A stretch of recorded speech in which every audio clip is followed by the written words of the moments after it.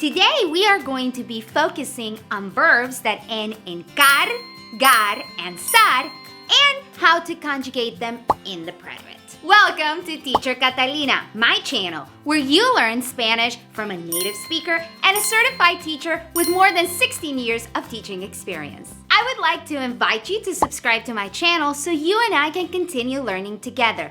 Go ahead and click that subscribe button and that notification bell so you don't miss any lessons. Today, we will continue exploring the preterite tense of AR verbs. Like I told you at the beginning, we are going to focus on 3 specific kinds of verbs. The ones that end in car, gar, and sar. These kinds of verbs have a specific change only in the jo form. So all of the endings that you learned on our previous lesson will still apply to all of the forms except for the jo form, which is where you and I are going to focus in today and get that taken care of. If you need to start with conjugation of verbs in the preterite, look below for a video lesson. Otherwise, pay close attention so that we can review very quickly the endings of AR verbs in the preterite. ¿Estás listo para conjugar?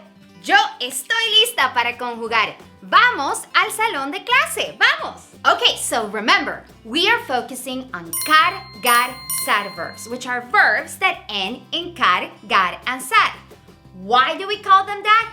Because it's going to be easier for you to remember if you just remember car, gar, sar verbs the moment you see a verb that ends in that and you're conjugating it in the preterite. That should trigger something in your brain so that you know they are special in the jo form. So let's break it down and go one by one. Let's start with verbs that end in car, like the verb sacar, to take something out. That C will change to QU in the jo form and only in the jo form. The rest of the forms, we're gonna treat it like a regular AR verb in the preterite. Good? Perfect. Okay, let me show you how to conjugate that verb. So let's look at the verb sacar. We know that the verb sacar is a car, gar, sar verb because it ends in one of those. And we know that the jo form is going to be a little bit special.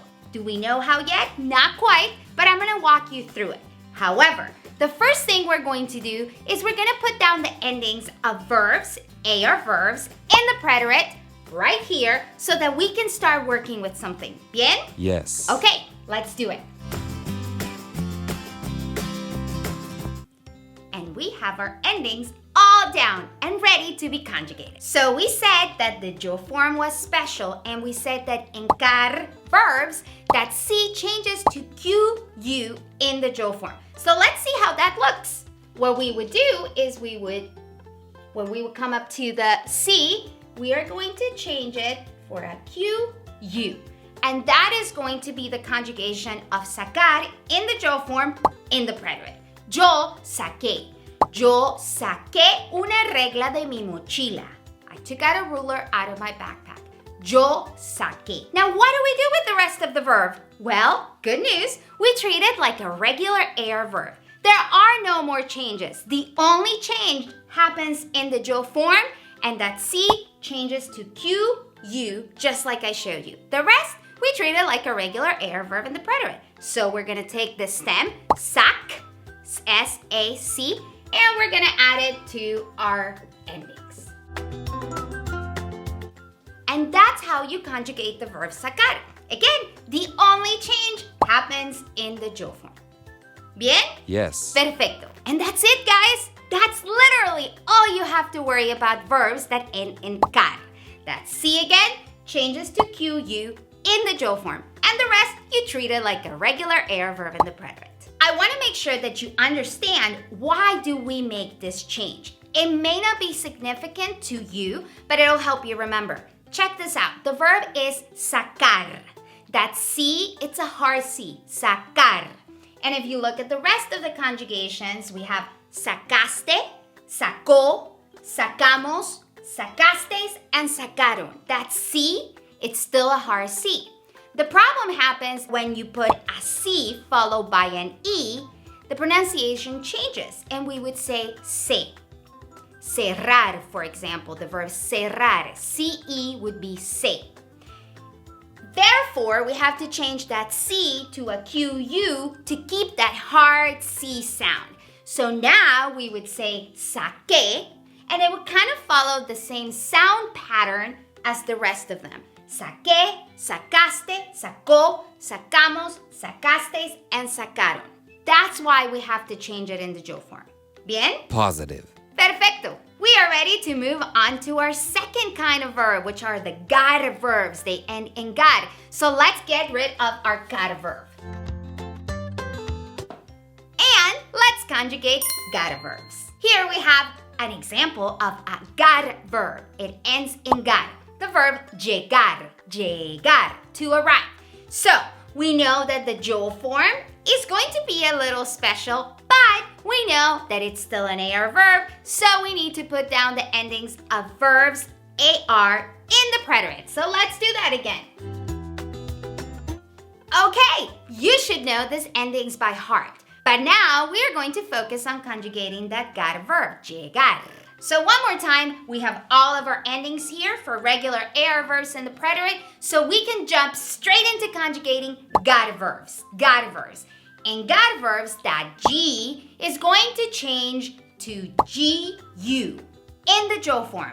The G is going to change to GU in the jo form. The rest, we treat that like a regular AR verb in the preterite. So let's get conjugating. Let's start with the special form. The verb is llegar. The G changes to GU. So we're going to say llegué, llegué. That U is silent in this case. Llegué. And then we continue normal with our stem because it will be treated as a regular verb in the rest of the forms. And there we have the conjugations of the verb llegar in the preterite. And again, these rules apply to all verbs that end in gar in the preterite. That G changes to GU in the jo form. The reason why we have to do this is very similar to the reasons for gar verbs. What happens here is that G, when it's followed by an E, the sound would be he, like gemelo, twin, gemelo. However, the moment we bring the U, which in this case will be silent, it will make that G a little bit more stronger, so we can say llegué and follow the pattern of the rest of the conjugations. Llegué, llegaste, llegó, llegamos, etc. ¿Bien? Yes. Muy bien. Yo llegué a la fiesta muy tarde.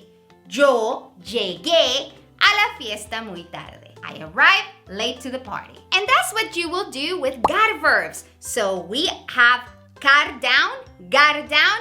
Let's get rid of this conjugation so we can move on to sar verbs. ¿Listos? Let's erase. We have our last kind of special verbs that we have to be careful. We have sar verbs. Sar, like empezar, empezar. That Z is going to change to a C in the jo form and only in the jo form. So you already know we have to write down the endings of regular AR verbs one more time, so this should be great review. Now we can conjugate it. I know you recognize the verb empezar, to begin. Empezar was a stem changer in the present tense, but we don't stem change in the preterite. So we need to be careful with that. So one thing to remember there. Now, we also need to remember that the jo form, that Z, is going to change to C in the jo form and only in the jo form. So let's see, how do we conjugate the verb empezar, to begin, to start something.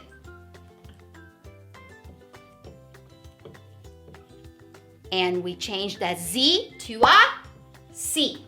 That's gonna be our big change. The rest, we keep the stem and we conjugate it like a regular verb.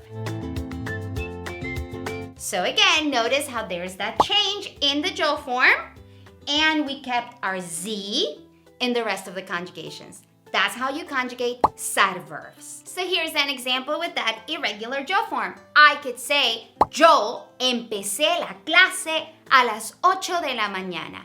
Yo empecé la clase a las 8 de la mañana. I started the class at 8 a.m. You did a fantastic job. Fantástico. Chócalas. Dame 5. Muy bien. So now, let's remember a couple of things. The verbs that end in car, gar, and sar have a spelling change in the yo form and only in the... Yes, only in the yo form. Do not change any of the other forms. Bien? Positive. Perfecto. So how do they change? Let's review that really quickly. Got verbs that C changes to QU in the yo form. Got verbs that G changes to GU in the yo form. And that SAR verbs that Z changes to a C in the yo form. Again, make sure that you remember those changes only happen in the yo form. For the rest of the conjugations, you treat it like a regular verb. You keep your stem and you add the new ending. And for you, I have a list here of a lot of common cargar sar verbs that you can use when you want to communicate with a Spanish speaker, or that you will probably be using if you're taking this class at a school, at a college, or at a university. Again, make sure that you take a good look, make sure that you know what they mean, and make sure that you remember that these are cargar sar verbs, which means that they're special in the yo form in the preterite. So let's practice a little and see how you do with cargar sar verbs. I'm going to give you a short paragraph and I'm going to ask you to think about what conjugation you would put in that blank. Then I'm going to give you a little bit of time to work on it, or you can always click pause, and then I'm going to reveal the answers so you can self-assess your own learning. ¿Listos? Okay, let's do it. Vamos!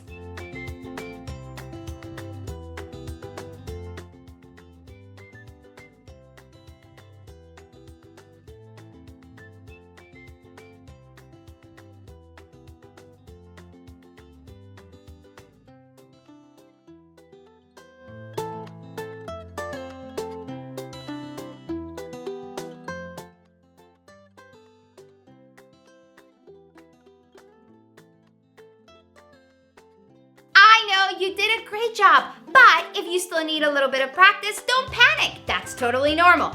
Again, remember that this video is here for you, so you can play and replay as many times as you need to until you are comfortable with cargar sar verbs. Muchas gracias por estar conmigo hoy. I truly enjoyed my time with you today. Thank you for being here. If you have not yet subscribed to my channel, I want to encourage you to click that subscribe button and that notification bell so that you don't miss any new lessons. And if you learned and you enjoyed today's lesson, smash that like button so that you and I can continue doing this together. Gracias.